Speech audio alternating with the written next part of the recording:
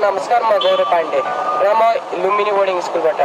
यहाँ हामी कुनै आज इन्टरटेनमेन्टको भिडियो खिच्न गइरहेको छैन र आज हामी यस्ता केही वास्तविकताहरू देखाउन जाँदैछौँ जसमा हाम्रो एउटा सानो सहयोगले ठुलो परिवर्तन ल्याउन सक्छ। र यहाँ चाहिँ हामी अहिले यहाँ बुटुल उपमहानगरपालिका वडा नम्बर 1 मा रहेको यो गणेशस्थानमा आएका छौँ। यहाँ तपाईँहरूले हेर्न सक्नुहुन्छ, यहाँ हाम्रो तीनौं नदीको पुल यही छ। अहिले चाहिँ हामी उसको घर जाँदैछौँ।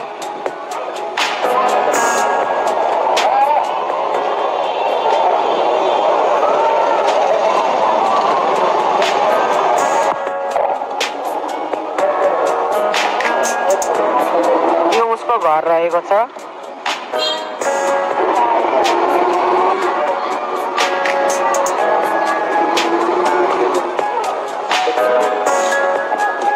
त्यसमध्ये एउटा भाइ चाहिँ ऊ नै हो।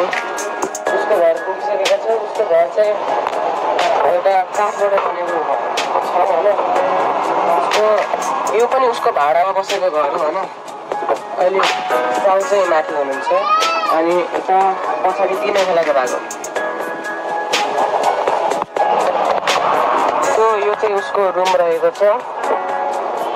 यो पनि रेन्टमा बस्ने भएको छ। यसको यहाँ ऊ चाहिँ हानि भयो। उहाँको 3 जना बच्चाहरू छन्। ऊ सूर्यदर्जी भन्ने। तिम्रो नाम के हो नानु? सुस्मिता। र ऊ चाहिँ वीर। हजुर, यति 3टा बच्चाको साथ उहाँ आमा हुनुहुन्छ। हामी उसको घर पुगिसकेको छौँ। अब एउटा कुनै इन्टरटेनमेन्टको भिडियो होइन, मैले पहिले नै भनिसकेको छु। एउटा सानो सहयोगले हामीले उनीहरूको भविष्यमा हाम्रा सफलता पार्न सक्छ। त्यसको साथ मैले उहाँको आमालाई 3-4वटा प्रश्न सोध्न चाहेँ। उनीहरू पढ्न चाहिँ कुन स्कुलमा पढ्छ? हाई स्कुलमा त मावि स्कुल होइन। अनि तपाईँले कुन ठाउँमा जागिर गर्नुहुन्छ? कति काम गर्नुहुन्छ कि?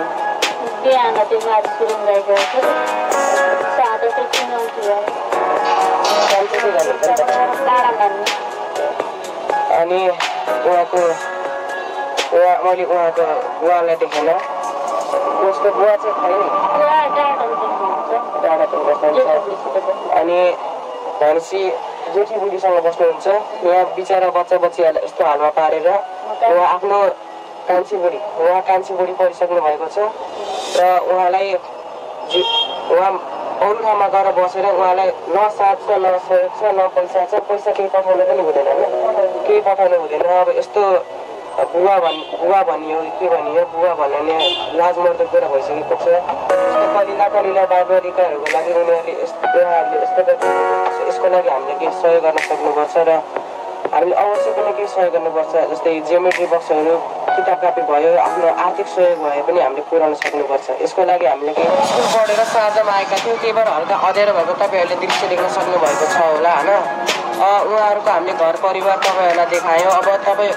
अब सहयोग गर्ने भावना भनेको हाम्रो मात्र होइन, हामीले मात्र सहयोग गरेर पुग्दैन। तपाईँहरूको पनि सहयोग गर्ने मन छ भने तपाईँले कृपया सहयोग गरिदिनु होला। अब आफ्नो सानो सहयोगले मात्र हुँदैन।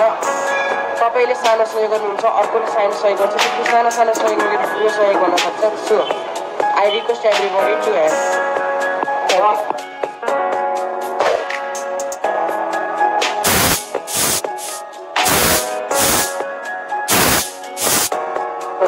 नमस्कार, म गौरव पाण्डे। सम्पूर्णमा नमस्कार।